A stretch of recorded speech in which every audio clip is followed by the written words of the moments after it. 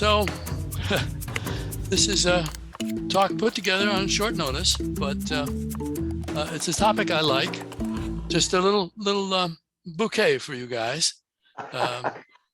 3 years ago, I gave my first talk to LCTG, and I was talking about different sizes of infinities. And as I started out a talk, I mentioned that I like numbers. I like to play with them. And when I wake up in the night, I'll often do some calculation in my head. And there was some snickering. I'm used to that. You count sheep? No, I'd much rather check for whether a number is prime or not. And John is a model for the rest of you. I don't think you have to be muted, and if you want to break in and ask questions as I go, I'm delighted. Anyway, as I say, there came a small voice from the back of the room, back when we had a room, and the voice said, "I thought I was the only one who did that." And I knew I had found a good group. I knew I had found a group that I want to hang out with. So the other morning, I woke up at 4:37, and of course I said to myself, "Gee, is 4:37 prime?" No, 4:37 is 19 times 23. So I went back to sleep. And of course, everybody knows the 19 times table by heart. Well, that's a good point, Peter. So here's how I did it in my sleep, or semi-sleep. I said, 19 is 20 minus 1. Right. Well, I can do 20 times 23. That's 460. And now I got to subtract 23 from that. That's 437. And of course, it's 440 first. And then, right? Yeah, that's right. 440. Good point. Yeah, I was asleep there. Good point. I would point out that we are already having fun with arithmetic. All right, Yes, good. right. There we go. I'm sorry you about weren't that. asleep there, you were awake there. But no, wait a minute, Peter. I'm sorry. 20 times 23 is 460. No, but I was saying, I think it was Harry. Craig that said that. I said it actually. Harry. Sorry, the Craig. way I would do that is make the 23 20, so I get down to 440, and then 3 from 440 is easy, 437, and I can go back to sleep. Well, but see, the other way to do it is how I would also choose. I would say, well, why don't I just do 20 times 19, and that'll be 380, and then I got 3 times 19, that's 57, and 380 and 57 is 437. So yeah, that's so good. we'll have to do a race, Harry, and see who can get back to sleep fastest. Or you can ask yourself, how many different things can you multiply that end with a 7? And other than 1 times 7 and 3 times 9, I can't think of anything else that would end with a 7. That's a good. That's how I got to 19 and 23 fairly quickly when I was testing. I see. Get it? Yeah. Okay. Anyway, I want to say this. Give me a chance to just say thanks to my father, and this is a point I'm going to come back to later. But when I was in the 3rd grade and we were doing flashcards with the addition on it, I came home and my dad said, "What are you doing?" And I said, "We're doing numbers, adding things together." I was pretty good at it, and he said, "Well," he said, and my dad. I guess he completed the 8th grade, then went out into the world to work. But he said to me, "They don't teach multiplication tables anymore." And he said, "And you are going to have to learn those multiplication tables." So I was, 8, 9 years old. He sat me on his knee with an aged arithmetic book, had that wonderful table, that looks like with 1, 2, 3, 4, 5, 6, 7 down and 1, 2, 3, 4, 5, 6, 7 across, and all the little squares filled with the products. And I thought that was very cool. Anyway, I learned by the time I was 9, I knew my multiplication tables up to the 10s. We saved the others later. All right. So other things though. I mean, this is I like numbers in lots of ways, and there's certain things that happen that give me great pleasure. And here's one. I remember a long time ago discovering that the sum of odd numbers is a perfect square. And I thought that was cool. And so here's my little, I would really like to be doing this with a whiteboard in front of a, and just writing these things out as I go, but we'll have to do it this way. So I say, look, 1 plus 3. Well, actually, first I did the 1, 1, and 1 squared. That's pretty obvious. But 1 plus 3, that's 4. And 4, of course, is 2 squared. And if you add now the next odd number, 5, well, you get 9. And 9 is 3 squared. And if you add the next number, 7, well, you get 16. And 16 is 4 squared. You see how this is going. Wow. And I always thought, that's cool. That is And and you can go on doing this for a long time. 9 is 25 and it's 5 squared. And you can go back to sleep, or you can just say, I get it. And you can also do it geometrically, which I always liked very much. You see, you start out with 1 square down here, and now you add 3 squares and you get 4. And now you add 5 squares and you get 9. another square. Oh, this time it's 3 squared. You add 5 and you end up with 3 squared. Now you add 7 squares and so on. And you can see how this is going to go on. So, and in one thing, once you see how this works, you're thinking, well, gee, that's obvious. Why is that so interesting? Well, I didn't say it was interesting, did I? I said it was pretty. It's pretty, and I like pretty. And that's kind of fun. And you can do this, of course, symbolically, and that's what runs a lot of people away from mathematics. They find the symbols kind of disturbing, but let's do it. Let's go. Okay. So, Charlie, you know what that reminds me of? Is I once saw a graphical proof of the Pythagorean theorem. And well, of course. If you Google it, it's a wonderful thing to see. It's really amazing. Well, and it has to be the way the Greeks did it, because they did not have algebra. That's right. And, yeah, and you're right. I mean, I think I saw somewhere that there are over 100 distinctly different proofs of the Pythagorean theorem. So it must really be true. It's true most of the time. Yeah. Okay. Well, except it has when to you be have negative numbers. And as long as you're in Euclidean geometry and on a flat plane and so on and so on. Yeah. Exactly. Okay. All right. Now you ask the carpenter. They know all the tricks, how to get everything square. Well, they like the people who built the pyramids. They knew about the 3, 4, 5 right triangle. That was and in fact the carpenter's square, I think, isn't that a 4, 5, 3, 4, and then it's a 45 and the 30, 60. Yeah, a 30, 60, 90. Yeah, that's what it is. Yeah. And they also have 45, 45. Right. But they do it without writing down the numbers. They do it by measurement. That's right.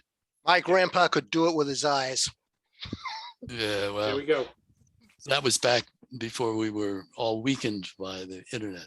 No, he had a special ability.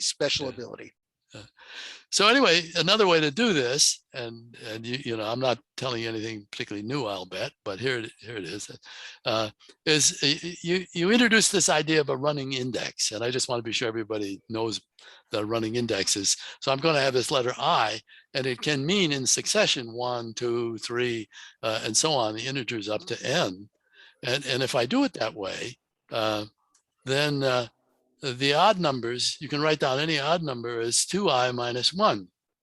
And so when I is 1, you get 1. When I is 2, you get 4 minus 1, which is 3, and so on. And so there's a nice representation of odd numbers. And again, I don't feel like I'm telling you anything brilliantly new, but here, look at, this is kind of nice. This is what we're trying to do. I'm saying I do the sum of odd numbers, and I'm going to sum up 2i minus 1. And so I introduce here a new symbol, which is this big sigma, which means the summation. It just means what we're doing up here, where I starts out as 1 and makes its way up to whatever value you'd like. Here, what did we get up to? We got up to 4, I guess. No, we got up to 1, 2, 3, 4, 5. So if n is 5, if we do from I equal 1 to 5, we're going to end up with 25. And in fact, what we do is we say something like this. We say that the sum of I of 2i minus 1 from I equal 1 to n is n squared. And that is nice general algebraic way of talking about this sum of numbers. It's a series, and it's a kind of it's a simple series of odd numbers. And so, okay, I'm just repeating myself, which is the art of real pedagogy, is repeat yourself over and over. Anyway, so I'm saying, look, we can do this. Save that thought, because I want to tell you, first, I want to introduce you to somebody who is almost nothing to do with what I'm going to talk about next. Come on, your machine, there we go. And that's Srinivasa. Whoops, I was impatient. I guess we have bandwidth problems here. Yeah, now I'm going to lose this one. Yeah. Now I just have to be patient. There we go. Srinivasa Ramanujan, and a very interesting personage, a very orthodox Hindu, high caste, but of poor means. Born in India in 1887, he spent, he ended up with a kind of minor office job, not much money in it, but he loved mathematics. He had some kind of internal drive always to be doing mathematics, and he began proving theorems, began writing down relationships between numbers that nobody had ever seen before. And in fact, nobody in India that he knew could understand them. So he one day kind of gathered together a lot of his papers and bundled them and shipped them off to Britain.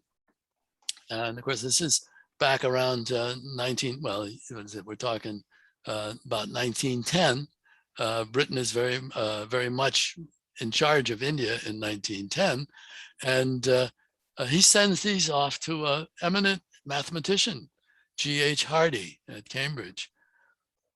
Hardy looks at him and he thinks, well, he says, he looks at someone and says, that's wrong.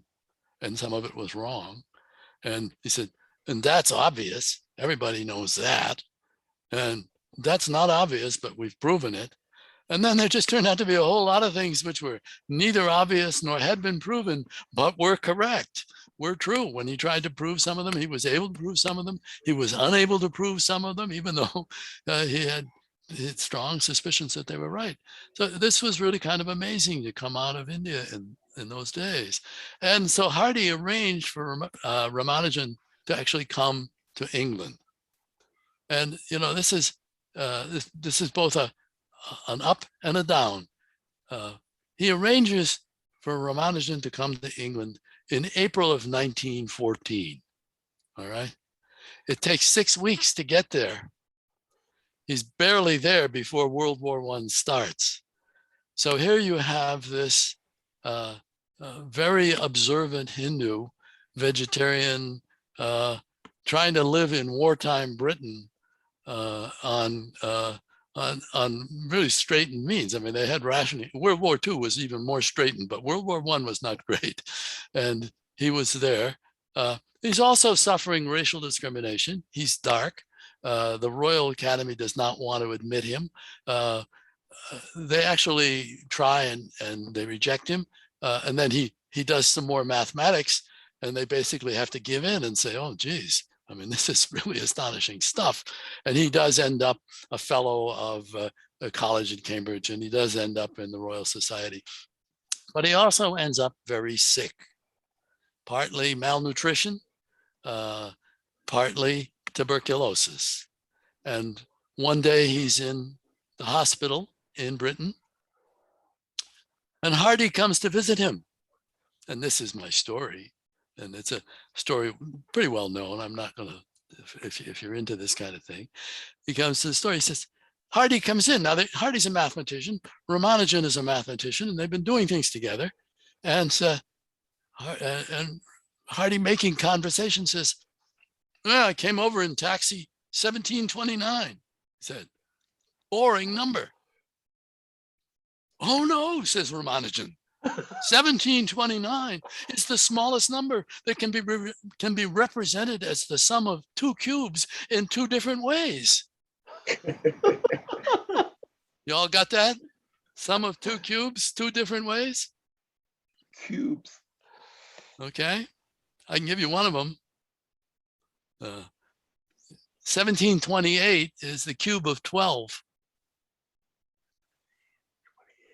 So 12 boy. cubed plus 1 cubed, sum of two cubes.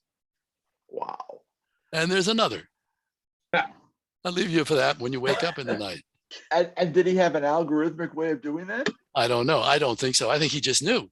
In fact, I'll come to that point in a minute. One of the things that, well, okay, so that's the 1729 story, and that's just another man. That's a man who has a love of numbers, and they just run around in his head, and he sees things about them, and they don't. That doesn't fade away.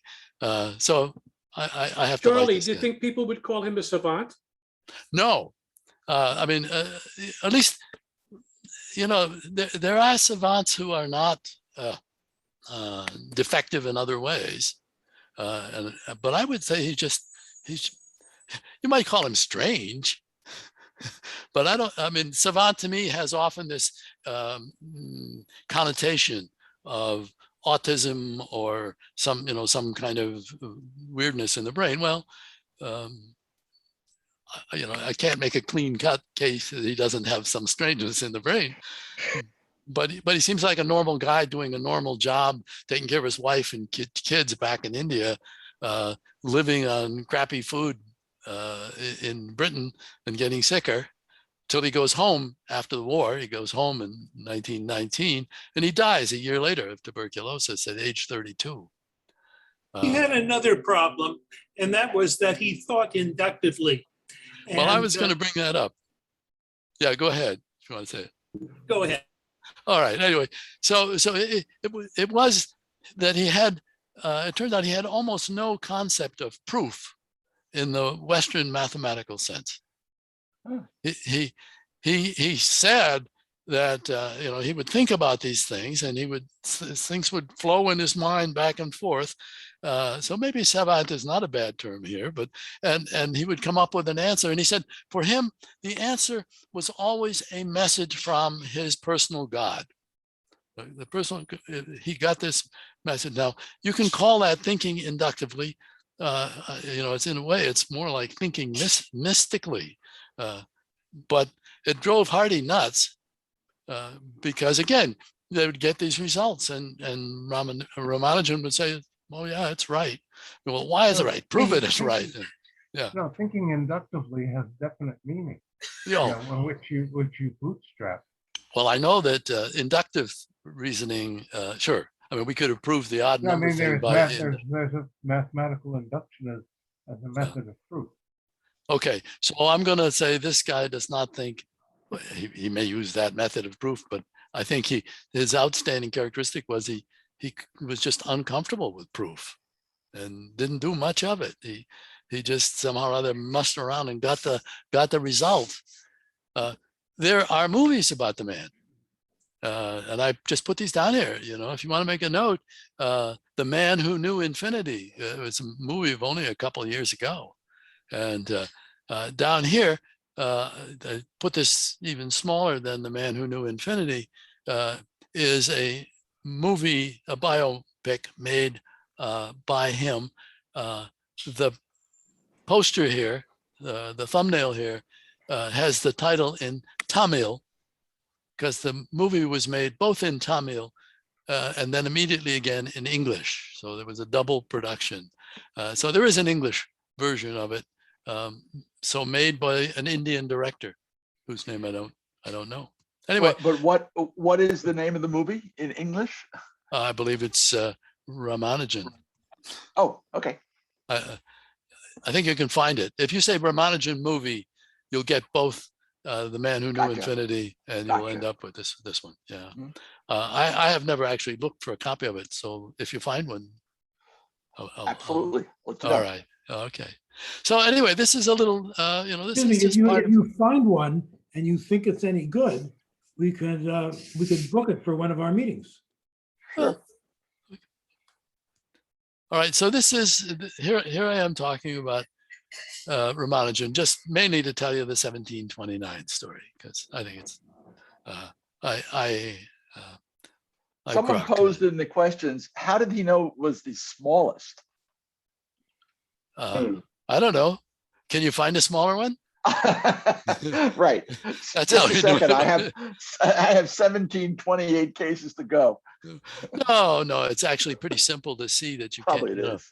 I mean, if you You could start do making trial. cubes, You could do trial and error. That's- if there's that's not that it. many numbers. that isn't such a big number, and Yeah, cubes, you're right.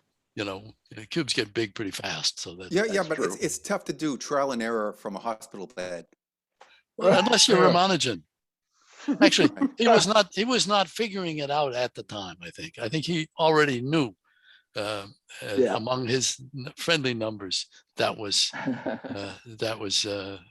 one that he took pleasure in.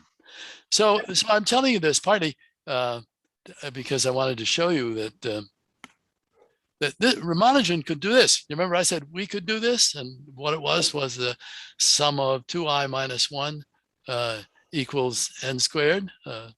Ramanujan could do things like this, where you get 1 minus 5 times 1/2 cubed plus 9 times 1 times 3 over 2 times 4 cubed. And you can kind of see the pattern in this thing. The numerators are going up by factors of odd numbers, and the denominators are going up by factors of even numbers. And the coefficient here is going up by adding 4 to the successive, to the preceding one. And the signs are alternating. And when you get all done and add this all up, he says, oh, it's going to turn out to be 2 over pi. Well. Come on, Charlie, give us something that's really hard. Yeah. Okay. So anyway, yeah. Well, I looked at this. I mean, this is all I got out of. I thought, yeah, okay. I'm impressed. I can't do that. And so I said to myself, well, can I make up a general term? Can I take my running index I and make up a general term? And this is what I made up. You guys all know the factorial symbol. So I take 2 times my index and I factorialize it. And I take 2 to the I power times I factorial squared, really, because I'm going to multiply it by 2 to the I times I factorial. Then I'm going to cube the whole thing. That will, in fact, give me what's here in the big parentheses. Really? And the 1 plus 4i will give me what's the coefficient, and the minus 1 will give me the alternating signs. Oh, that's nice. Okay, very nice. And of course I wrote a Python program immediately, and it immediately says, now, I mean, it does like 4 terms and says, no, the number's too big, I can't handle this.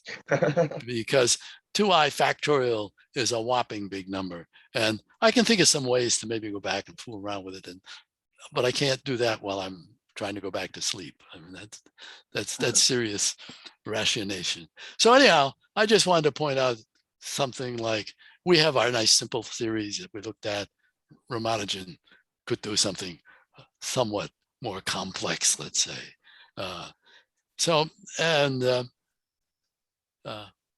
But there's more to say. So here's another thing that I like. It's that the sum of cubes is a square. This is not obvious to me, but you can see that it's true in here. There I am. I'm doing it. I'm saying 1 cubed.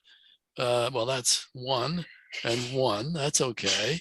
And then I'm saying, okay, now add 2 cubed to 1 cubed, and you're going to add 8 to that, and you're going to get 9, which is certainly a square. And now let's add 3 cubed, which is 27, and we're going to get 36, which is certainly a square. And you're going to go on doing this. So I call that pleasant surprise number 1. All right. That's something which my daughter had come home from Smith, and she was doing a physics math double major at Smith. And we were fooling around with numbers, sitting in the living room, playing with numbers, and we stumbled on this. I mean, we didn't prove this or get it from anywhere else. We just looked and said, oh my gosh, look, this works. And we were very pleased. And I loved it. So of course I took it immediately to my mathematician friend, Tom Tucker. And I said, hey, Tom, the sum of the cubes is a square. And what did Tom Tucker say? Can you all predict what he said? Yep, and he gave you the person and the year that it was proven in. He already proved it. No, it's obvious. That's what a mathematician says. That's right. He Yeah. says, everybody knows that. Ah. Intuitively obvious to the casual observer. No, that's professorial talk. But he says, no, everybody knows that. Was very good. And that's what I expected him to say. I was not crestfallen, and I didn't feel like he was putting me down. I just thought, yeah, of course it's, mathematician ought to know that. Now, and I didn't where did think the about word it. Crestfallen come from? Crestfallen? What's the crest? Crest has is a fallen? bird. The bird is, and when the bird is unhappy, the feathers fall down off the head. Oh, They Charlie, collapse. you're a font of information here. Yeah, but is it true? That's the question. Anyhow. Just invented it. Hey, Charlie, can't It is you- true. Yeah. Yeah, Mike, Yeah. say that again. Yeah, couldn't this sum of cubes being a square be set up algebraically?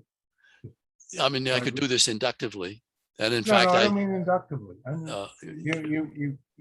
have. I'm going to you show have you, a Mike. statement, Mike, you have don't, an Mike. algebraic statement as to what you have an Okay. algebraic statement as to what. Here, hold the looks like thought and for the next exciting. I called this pleasant surprise number 1. Wait for number 2. Okay. Anyway, I just wanted you to know what Tom Tucker said. All right. Tom Tucker said, everybody knows that. And then I'll tell you the story.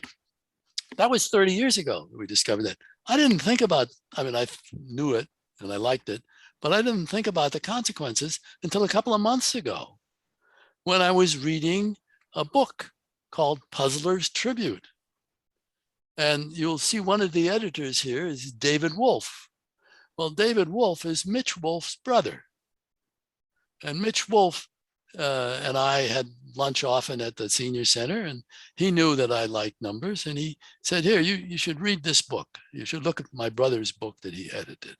And he loaned me the book. And so I'm still, it's a long-term loan, Mitch, but I have it in mind to return to you. But I keep dipping into it. It's actually a Don't worry about it. I got plenty more. Okay. Anyway, it's a very humiliating book, or humiliating for me, because I keep going in and doing these puzzles, and I can't do the puzzles. And I think of myself as somebody who can do puzzles, but I'm not that wonderful at it, I have to say. Anyway, I was leafing through the book, and I opened it up to page 277, and there I saw this, that 1 times 1 squared, which you will recognize as 1 cubed, plus 2 times 2 squared, 2 cubed, plus 3 times 3 squared, all the way up to n times n squared, is equal to 1 plus 2 plus 3, all the way up to n squared, the arithmetic series squared. And I thought, holy smoke, that is so cool. How can that be? How can multiplying this thing times itself produce a sum of cubes? Yeah. Well, that's the main thing I want to tell you today, show you today, but I got some other things I want to show first. Yeah. So there we are. Sum of successive cubes is a perfect square, and it's astonishing surprise number 2. It's the product of 2 arithmetic series. I think that's Seems amazing. impossible. It does, doesn't it? Yeah, but watch. We'll come back to it. I've got some other things to talk about first. Product of two arithmetic series. I'll put an H in it the next time. All right. It depends upon where you grew up. Yeah.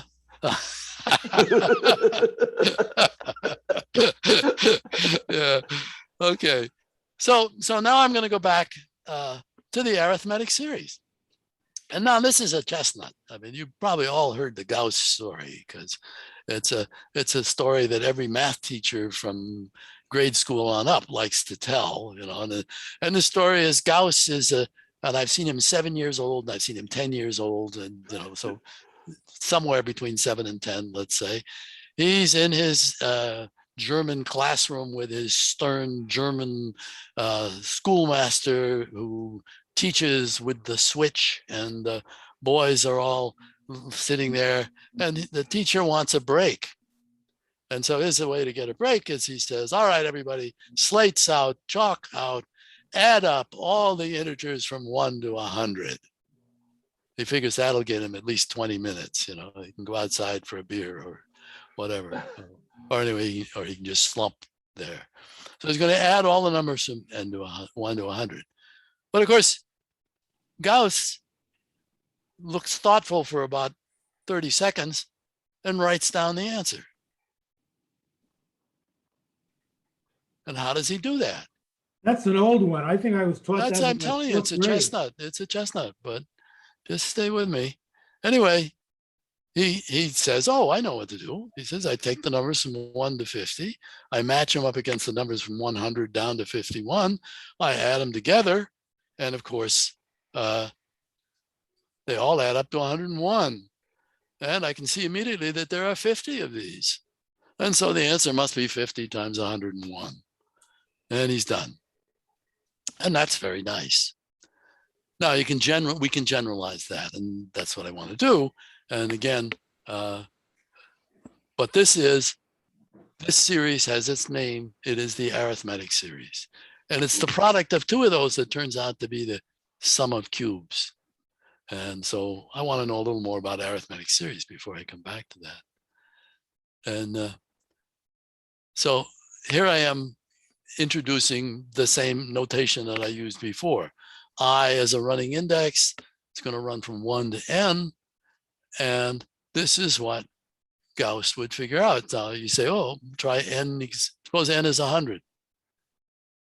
Everybody okay with 100 plus 1?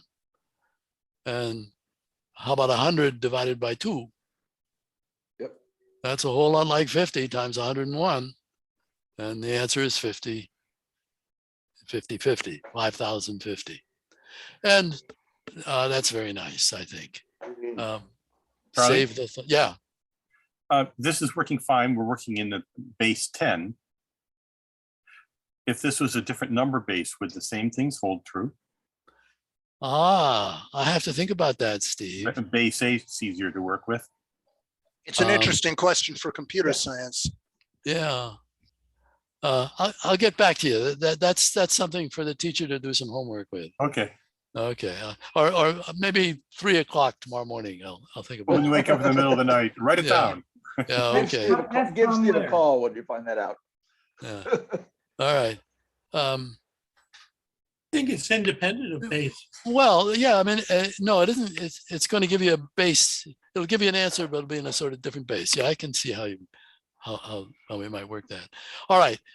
Back to some of successive cubes. That's right. Well, he offers that as a puzzle. All right. Oh, so here's where I seem to have got here sooner than I meant to, but okay, let me do this. So here's the product of an arithmetic series with itself. Oh. Let me just check my notes and see if I haven't gotten too far ahead. Nope. All right. So here's this. And so now I'm going to bring up, come on, pointer options, pen. So there's my pen. And I want you to look at what's going on here. So here's 1, 2, 3, 4, 5, all the way up to n. And I'm going to multiply it by 1, 2, 3, 4, 5, all the way up to n. But I'm not going to add these together and just multiply the product of the sum. I'm going to do it kind of the long multiplication way. I'm going to take the 1 here, this 1, and I'm going to multiply it times 1, plus 2, plus 3, plus 4. And there's 1 times 1, 1 plus times 2, 1 times 3, 1 times 4, 1 times 5, all the way up to 1 times n. And then I'm going to take the 2, and now I'm going to take the 2, and I'm going to multiply 2 times 1, 2 times 2, 2 times 3, 2 times 4, all the way up until I get to n again. And you see how it goes. And now to get the right answer, of course, I should add up this mess. I mean, every single one of these terms adds to the other term. But I'm not going to do that. I'm going to do this instead. First of all, notice that this is, in fact, the same thing as 1 times 1 squared, because 1 squared is 1. All right, maybe not such a big deal. But now look at this. Here's 2 squared. So there's that 2 squared. And I'm going to add to it, because I can add the top to this one, and I can add this one to this one. I'm going to add 1 times 2 and plus 2 times 1. Well, do you see what that's going to be? Do you see that's going to be 2 times 2? Yep. 2 squared. Yeah, it's going to be 2 times 2. It's going to be 2 squared. So I've got a 2 squared here. And from this pair, I've got another 2 squared. And so, oh yeah, it's 2 times 2 squared. Now over here, here's my 3 squared. Here's my 3 squared. 3 squared. Okay. And here's 3 times 1. And here's 3 times 2. If I add those together, what do I get? Well, I'll get 3 times the sum of 1 and 2. Yep. And that's 3 squared. And I'm going to get the same thing down here. That'll be 3 squared. And how many of them have I got? 1, 2, 3. I've got 3 of them. Oh, that's pretty nice. And now look at this. We come to the 4s. We're going to do something very similar. We may have a little trouble keeping track of what's going on, but I'm going to take, let's see, how shall we do this? I'm going to have a pair here. Here's 2 times 4 and 2 times 4. And if I add those together, what do I get? Where? I get 4 squared. 4 All squared. right. And if I add 3 times 4 to 1 times 4, what do I get? 4 squared. Oh, yeah. And 4 if I add 4 times 3 to 4 times 1, Yep. I got 4 4 squared squared. again. How many of them I got? 4. I got 4 of them. All right. Wow. Now, one can put this on a sort of more algebraic basis by noticing that 1, 2, 3, and 4 are being multiplied by 5. I can take the sum of these because that's an arithmetic series. I know how to do that. I mean, I can do this for n. I mean, I can go 1, 2, 3, 4, 5, all the way up to n and do it with the arithmetic series formula that we had before. And when I get done doing it with the arithmetic series formula, I end up with n times n squared. Every single one of these things comes out just as the line of type in Mitch Wolf's brother's book says. It's a sum of cubes. I thought when I discovered that, discovered is probably the wrong thing, but when I sort of worked my way through this enough to convince to see that it had to be so, I was very high. I thought that's really fine. That's what I like. It looks like the geometric diagram that you did for the program for the first problem. Well, do you think so? What I'm doing here? I mean, it has that.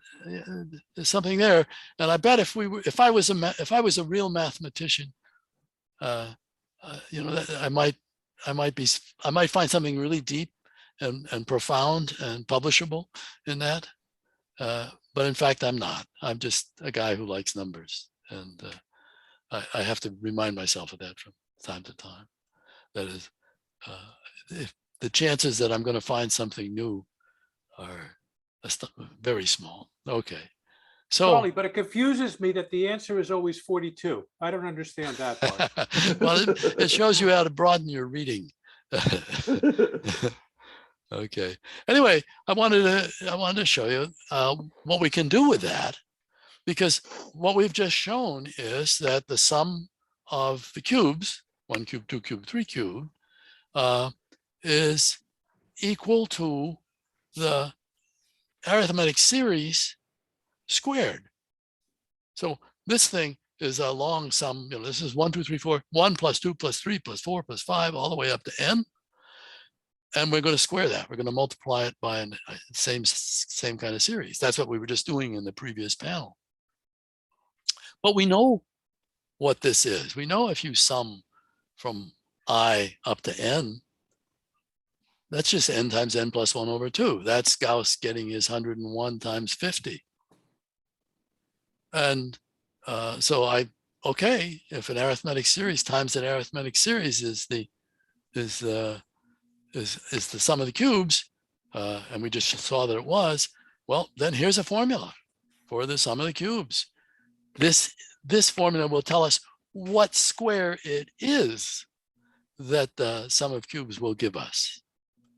And here it is, and you can try it out.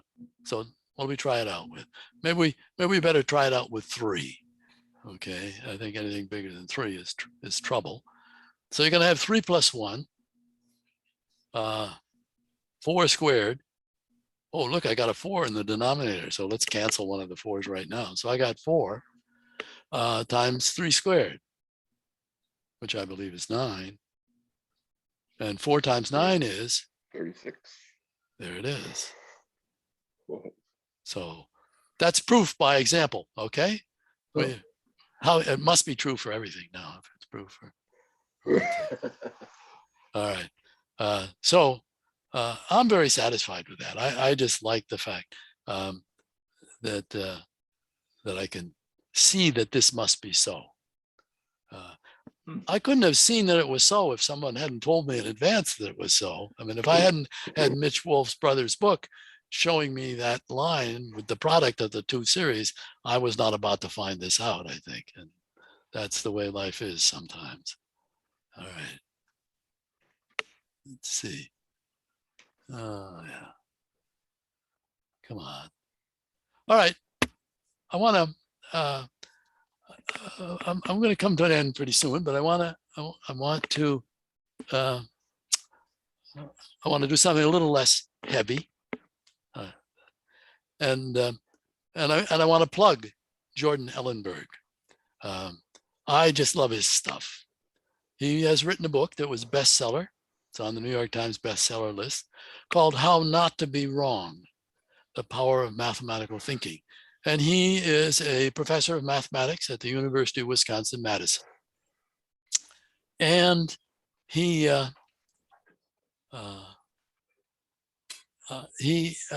a charming writer. He can be funny, and he has things that I find extremely interesting. I mentioned earlier that he explains to me why, or maybe I guess that was a pre-game conversation, but he explains to me why it is that North Dakota can have the highest rate of brain cancer in the country, and South Dakota can have the lowest rate of brain cancer in the country. Random. What's that, Jerry? Wouldn't it be random? Well, yeah, but it's logic behind that.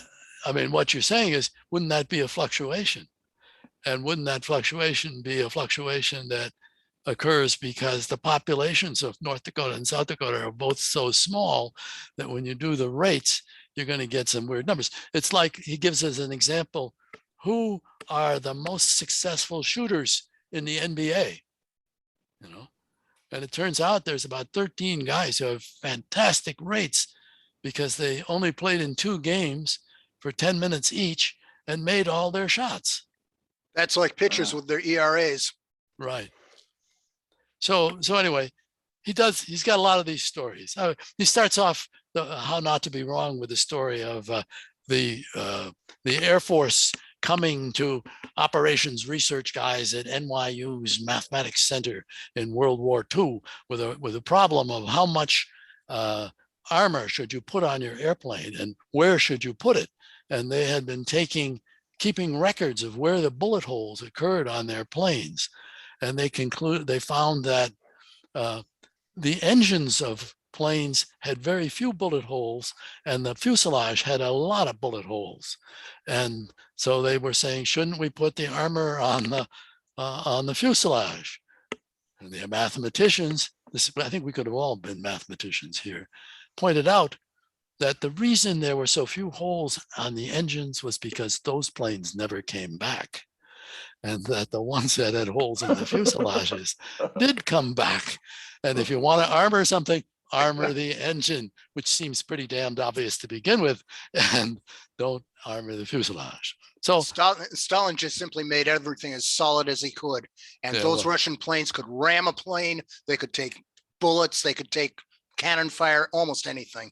Yeah, well, you had some problems if you wanted to fly any distance, and you didn't want to carry the armor with you. Anyway, he likes to tell these kinds of stories, and so I recommend the book because he tells these stories. And I've just been reading another book by him called Shape, and in it he talks about trees. And that's why this little picture of a tree is there. And he talks about trees in the mathematical geometric sense, like a family tree. And he does a nice thing there, which I want to think about some more. He shows you how you can define a way to measure distance on the tree. Like you go from you up to your parents, up to your grandparents, and down to your uncle. And so you're 3 units of distance away from your uncle on the tree. And if you go from then down to your uncle's kid, you're 4 units of distance away from your first cousin. And your first cousin is 4 units away. He ends up showing you there's a nice formula for all the orders of cousins. And this formula is 2 times the, let's see, how does it go? It's the cousin number. Am I going to get this wrong? No, I think it's the cousin number plus 1 times 2 is the distance to your cousin. So your first cousin will be 1 plus 1 times 2, and that'll be 4. And so your first cousin is 4 units away from you. And then he says, well, what about yourself? And he says, you're 0 distance away from yourself.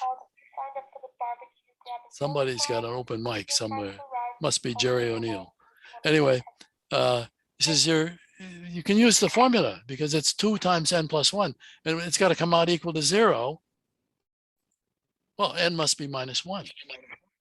So you are your own -1 cousin. And I like that too. And anyway, he's a good guy. He's good fun. But what got my attention here and what I'm going to show you next is he introduced me to Rita Dove. And if you are an aficionado of poetry, you may know who Rita Dove is, because in the 1990s, she was briefly, well, I guess you're only for 2 years, the poet laureate. And I think she was at that time the youngest poet laureate, Library of Congress poet laureate ever. And she was the first Black woman poet laureate. He found an interview with her. And I want to share that interview with her because I want to go back to something I was talking about earlier, which was my gratitude to my father for sitting me on his knee and teaching me the multiplication tables. And I always felt that was very unique. Well, it turns out it's not so unique. It turns out that that's something that fathers have a tendency to do. Let's see. Oh, there she is. So let me go back. I'll come back to Rita Dove in a minute. First, I had been reading I Know Why the Caged Bird Sings. That's Maya Angelou. I was reading that last year. In fact, I read it thanks to the LCTG. We had that nice lady from the library who told me how to game the library system so I could get a book. I could get an online book on my phone and read it. And she said, well, yeah, it'll tell you to hold. She said, but you can join another library system and maybe they'll have it available. And if they don't have it available, you can join another library system. And so with Libby, I am now a member of, I don't know, 6 library systems. And I can just roll through them. And that's how I got to read I Know Why the Caged Bird Sings. And in The Caged Bird Sings, she tells this story. This is actually a little different, and I'll tell you about the difference in a minute. She says, Uncle Willie taught me my multiplication tables.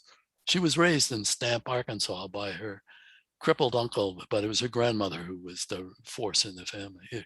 And he stood me right up close in front of a pot-bellied stove with a fire inside it and said, do your 6s, sister. Do your 9s, sister. Fearful that he might open it up and throw me in if I didn't say them fast enough. I learned my multiplication tables exquisitely.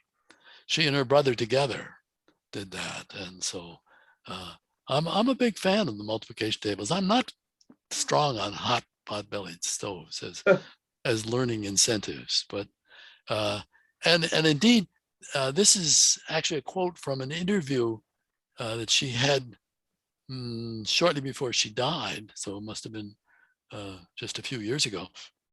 And she's cleaned it up a little bit because I swear I remember from the book that in the book she says, her uncle said, you do your tables or I'll push you up against that stove. So I think she's maybe cutting her uncle some slack, which is a nice thing to do. And so, but anyway, my dad sitting me on his knee is not the only person who's teaching his kids multiplication tables. And in fact, the point I wanted to make about Rita Dove, which is what Joshua Ellenberg gets to me, is that she writes in an interview in 2001, my brother and I would get together to figure out our math homework. We would spend hours trying to figure out a difficult problem on our own before giving up and approaching my father because, well, he was a real math whiz. And if we had a question about algebra, he would say, well, it would be easier if we used logarithms. We would protest, but we don't know about logarithms. But out would come the slide rule nevertheless, and 2 hours later, we'd learned logarithms, but the whole evening was gone. So it did force us, number one, to try and do it on our own. And in the end, that's the professor thing, always telling you more than you wanted to know. And in the end, you also realize that they love you since they are spending all this time on you. My father was very stern in those days. Right before bedtime, those flashcards had to come out. I hated them then, but I'm glad now. And she wrote a poem called Flashcards.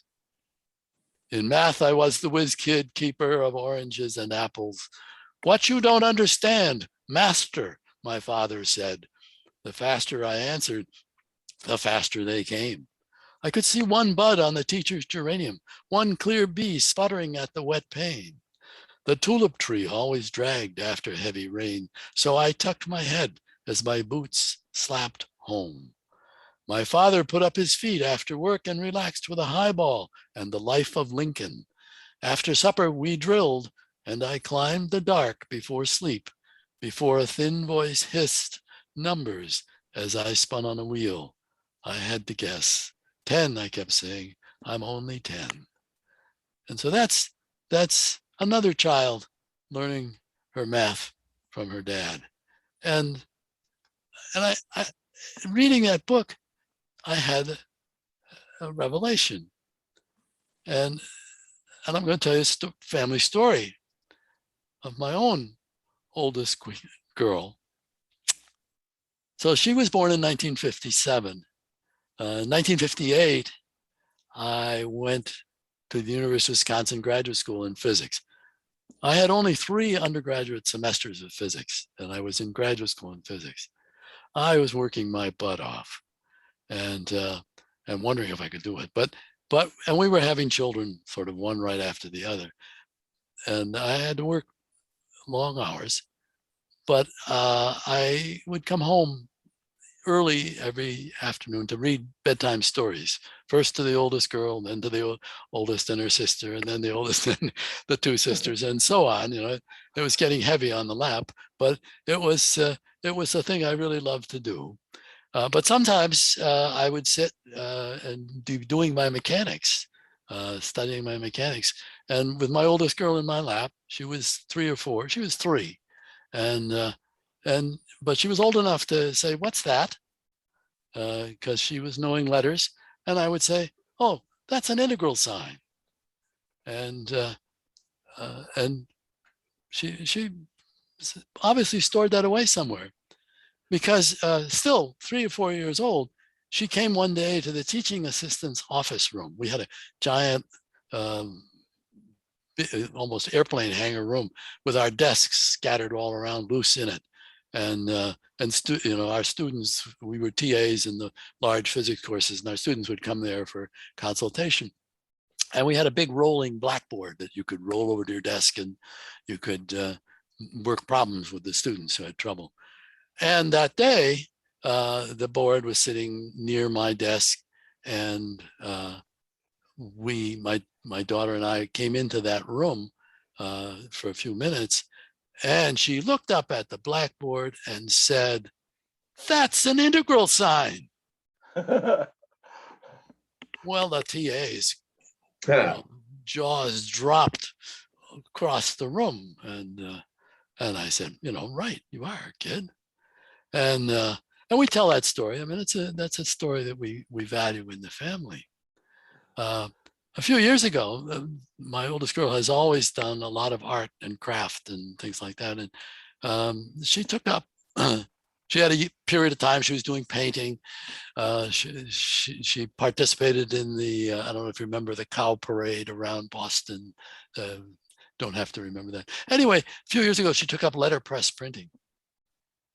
And one of the first things she did was this print here that you see on the screen, which she presented to me, and we framed it and put it up on the wall. It's a valued artifact in our household. But that's my daughter sitting on my knee, absorbing some mathematics, just like Maya Angelou and like Rita Dove, and like what would it be? Oh my God, 75 years ago? No, more than that, almost 80. Anyhow, that's really where I wanted to stop my talk today. And, There's only one word for it, Charlie, and that's called elegant. Thank you. Yeah. Thank you, Peter. Well, it was fun to do. And Thank you so much. Thank you so much, Charlie. Thank you. Even as a non-mathematical person, I saw there's absolute beauty in this math. Yeah. Peter, I want to mention one thing. The Fibonacci series yes. is also graphable as the golden squares. Yeah. Well, I could go on doing this for a long time, because I haven't told you the wonderful fish on the beach story, and how it relates to PAM Dirac and antimatter. And I haven't told you any of the Fibonacci stories, of which there are quite a few. It's fascinating where the Fibonacci series shows up in biology. Well, it always bothered me that they always showed you this sunflower Right. picture, and I always counted the damn seeds, and I never got a Fibonacci number. You have to follow the spirals the way biologists do. All right. You have to believe there are going to be Fibonacci numbers. I'm Close enough. Yeah. Okay. No, Right. I there's a always lost particular track way. about halfway through. There's a particular way of seeing that you learn when you learn plant identification. I believe Just that. as there's a particular way of seeing things you learn as you learn physics. Yes, I understand that. That's very true. So Charlie, we want to hear more of those stories, but you got to give us a break to go to Amazon and the used books and buy some of these books and read them. Yeah, So next time you talk to us, we have a little bit more self-esteem. We got a few minutes. Let me tell a Dirac story. P.A.M. Dirac, Paul Adrien Maurice Dirac, very famous physicist, Nobel Prize winner. People used to say, well, he was one of the very earliest to understand quantum mechanics and understand what the mathematics of it was. Almost as simultaneously with Heisenberg. Heisenberg kind of did the breakthrough, and Dirac had this mind, very clear, very well ordered. And he produced an early textbook on quantum mechanics, and it's a beautiful book. Now, the earliest forms of quantum mechanics were not relativistically correct. And Dirac brought out the first relativistically correct form of quantum mechanics. That's called quantum electrodynamics. And so a very powerful mind. And in quantum electrodynamics, for the first time, there appeared something which there appeared states of matter that were mysterious and were subsequently understood to be antimatter. Dirac really was the first to predict that there should be such thing as anti-electron or an anti-proton, a piece of matter which has the opposite charge and has a, anti-proton is negatively charged. And if you bring an anti-proton together with a proton, you get out only electromagnetic radiation. The matterness of it disappears. I mean, the total energy doesn't disappear. And he was the one to understand that. And the first evidence of antimatter was the positron, the negatively charged electron, the positively charged electron. And if you bring two electrons together, you get annihilation, you get Pazau, out comes this. So Dirac is the man who discovered antimatter. You have to understand that to appreciate what is a physics almost joke, okay? Because so anyway, the story that I would tell you now is three men go fishing and they catch a lot of fish, but it's dark at night. And so they agree that they will go home. No, they will sleep. They'll spend the night on the beach. And in the morning, they will divide up the fish evenly among the three. And so they go to sleep. But after a while, one of them wakes up and he's thinking, this is no fun sleeping on the beach. I'm going to go home. But being an honest man, he divides the pile of fish into three equal piles. There's one fish left over. So he throws that fish back and takes his pile and goes home. A little while later, the second man wakes up and he goes through exactly the same thinking. He says, I got to get off the beach. It's dark. He doesn't know what's happened. He does not know that the first guy has left. And so he says, oh, all right. And he divides the pile of fish into three equal piles. And he's got one fish left over. And he throws it in the ocean and goes away. And the next guy wakes up. He does not know the first two have gone. Same thing. He takes the pile of fish, he divides it into three equal piles. He's got one fish left over. He throws it back, takes a third of the pile and goes home. So the question is, what's the smallest number of fish that these guys could have caught and be able to do this? That's sort of the puzzle question. And if you don't mind, I'll tell you the answer because because I want to go on and tell you what Dirac's answer was when he was given this problem as a undergraduate at Cambridge. Okay, so the answer we would give, if you think about it a while, is 27 fish. Wait a minute, 25 fish. 3 piles of 8, 1 fish left over. Guy takes 8 away and that leaves 16 fish behind. 3 piles of 5 and a fish left over and you throw it away. Guy takes 5 fish and goes home. 10 fish left. Guy wakes up, divides it into 3 piles of 3 fish, 1 fish left over and throws it away. So you see it works. And you can by trial and error show that's the smallest. 25 is the smallest number. Except when the problem was posed to young Dirac, he looked at it and said, oh, the answer is -2 fish. You divide the pile into 3 equal piles of -1 fish, -1 fish, -1 fish, and a plus fish. And you throw the plus fish back and you take your -1 fish and you go home. And the next guy gets up and he does the same thing. And so I hope you appreciate that the man who invented antimatter was ready to do this already as a Cambridge undergraduate. So this is all right, I'll tell the story. So this is known as Hilbert's hotel paradox. And again, I started my talk by reminding you that I talked to you about different sizes of infinities a long time ago. An idea, I remember John felt very uncomfortable with the idea that there should be different sizes of infinities. But even before you get to the different sizes of infinities, it's disturbing to find that like the number of points between 0 and 1, the number of rational numbers on the number line between 0 and 1 is the same size infinity as all the natural numbers from 1 to infinity. And it turns out that what's going on there is that anything you can count, starting with 1, 2, 3, whether you're putting the 1 in the numerator or the denominator, is going to turn out to be the same size of infinity as anything else. Anyway, to make this point, Hilbert, the mathematician, made up the following story. There was a hotel. Once upon a time, there was a hotel with an infinite number of rooms.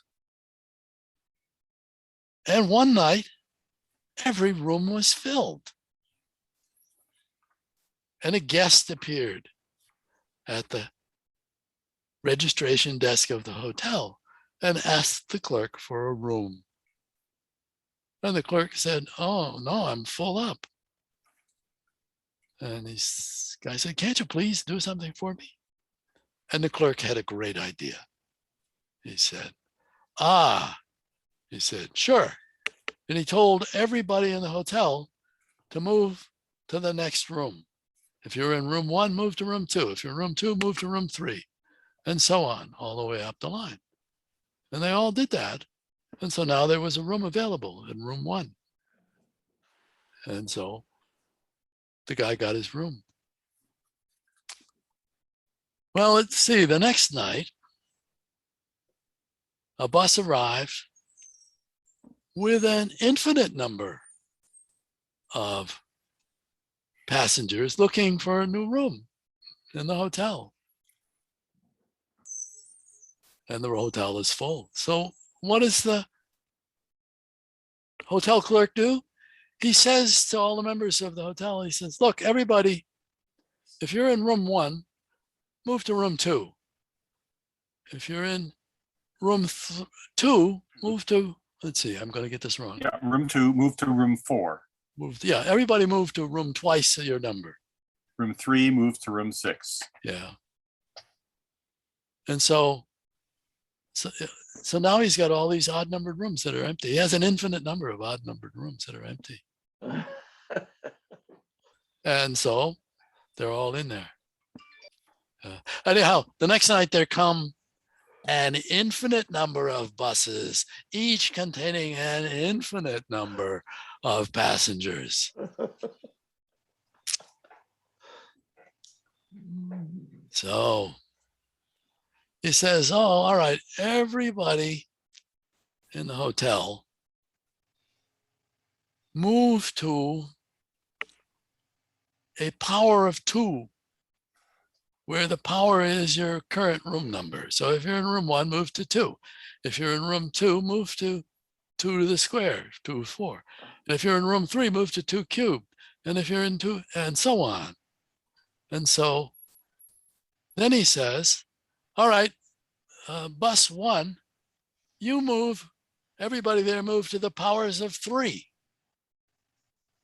And so everybody in the bus one bus, the infinite number of people in the bus can move into 3 squared, 3 cubed, and so on. Those rooms are all empty. And he said, all right, everybody in the next bus, you move into the rooms that are powers of 5. And then next bus, 7 powers of 7. In other words, we're going to take all the prime numbers. Each prime number will take one bus full, and all the powers of that prime number will take an infinite number of people. And so everybody gets a room. End of story. This explains why. Wait a you minute, need- Charlie, I have a question. How do you know that the room they're moving into is empty? Because you use the prime numbers. Because you Prime moved number. everybody into the powers of 2. You moved all right. all the other rooms everybody moved into the powers of 2. That's why he's. Everybody moved to a power of 2. Yes. So the hotel is empty. You've got empty rooms now because you've got rooms that are, like there's nobody going to be in a room 6 because it's both. But factorable power of and 2. So who's in room 4? the person who used to be in room 2. Right. And What's in 4? Who's in 2? And that sounds like who's on first. Charlie, great job. All right. Great job.